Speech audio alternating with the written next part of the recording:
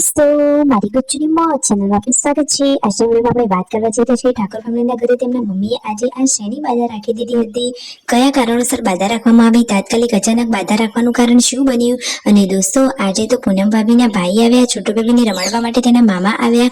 તો શું તેઓ રોકાવાના છે, એકલા આવ્યા કે બધા આવ્યા હતા, કે પછી પૂનમ ભાભી છોટુ બેબીને લઈને એમના પિયરીએ જવાના છે કે શું, એ બધી જ માહિતી મળશે તમને આપણા આ વિડીયોમાં। મારી ચેનલ પર નવા હોય તો ચેનલને ફટાફટ લાઈક શેર અને સબસ્ક્રાઇબ કરી દો।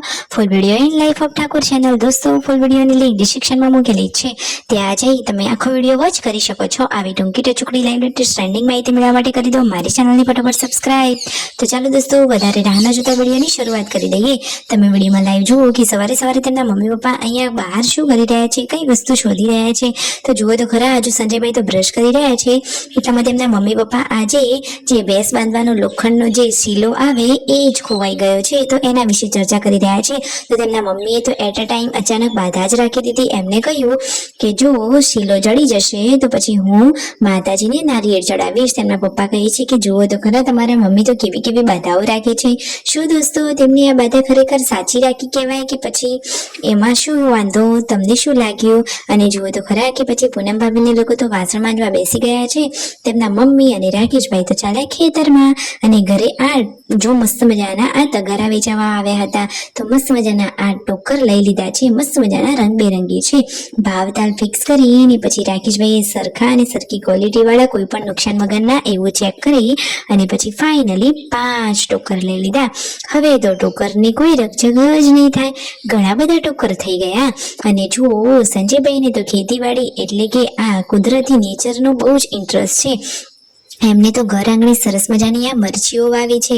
મરચીઓ જોતામાં કેટલી સરસ મજાની મોટી પણ થઈ ગઈ છે, અને એમાંથી નિંદામણ તેઓ દૂર કરી રહ્યા છે। મમ્મીને લોકો ખેતરમાંથી આવી ગયા છે, અને જો પાર્વતી ભાભી અહીંયા ગરમા ગરમ રોટલી બનાવી રહ્યા છે, જમવાનું રેડી છે। ને એટલામાં તો પૂનમ ભાભીના ભાઈ આવ્યા, એટલે કે છોટુ બેબીના મામા આવ્યા। મામા ભાણાની આ જોડી કેટલી મસ્ત, બેસ્ટ અને સુપર્બ છે। જો ભાણાભાઈ તો એ વખતે સૂતા હતા, પરંતુ મામાએ હેતથી લાડ લડાવ્યા અને ભાણાભાઈએ તો આંખો ઉઘાડી અને જુઓ તો ખરા કે મામા અને ભાણા કેટલા હેતથી અહીંયા રમી રહ્યા છે।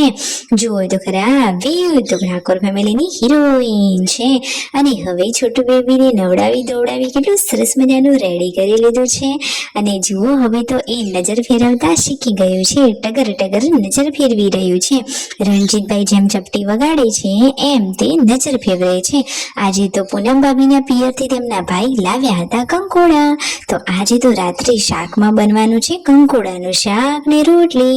અને જુઓ, સંજયભાઈ, પાર્વતી ભાભી આ મસ્ત બધા જ લોકો કામે લાગી ગયા છે, અને આ ભાભી અને દિયર અહીંયા મસ્તી કરી રહ્યા છે।